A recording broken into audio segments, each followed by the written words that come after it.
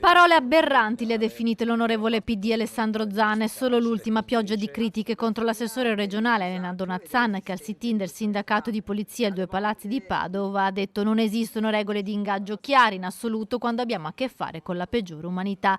Contro Donazzan anche le consiglieri regionali Elena Ostanele e Vanessa Camani e tutto il PD, con il segretario veneto Andrea Martella che definisce i toni usati dall'assessore di Fratelli d'Italia ancora una volta sbagliati e poco rispettosi. Noi dobbiamo contemporaneamente avere il massimo rispetto per gli operatori della polizia che operano nelle carceri e sappiamo quanto sia complicato farlo e dobbiamo sempre ricordarci dei principi e quindi sostenerli economicamente, con più personale, con più piani legati a, diciamo, le risorse umane per la polizia penitenziaria e contemporaneamente dobbiamo ricordarci dei nostri principi costituzionali, e cioè che il compito delle carceri è quello di poter rieducare le persone. Donazzan oggi replica spiegando il paragone che stava facendo, portando la sua solidarietà agli agenti della penitenziaria.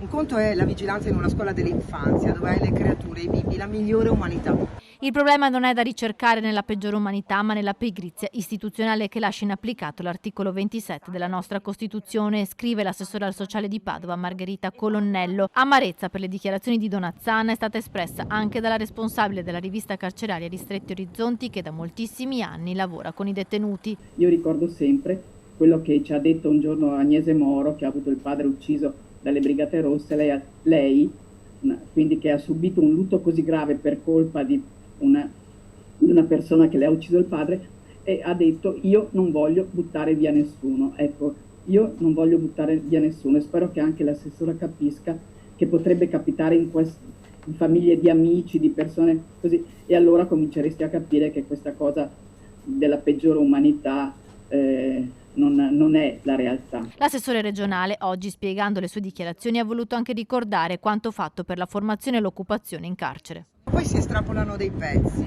e questi pezzi scandalizzano le anime belle che pensano di dare lezione di democraticità e anche di interventi. E chiarisco anche un'altra cosa: la Regione del Veneto è tra quelle che fa più iniziative, le faccio io come assessorato, dentro le carceri, sull'istruzione.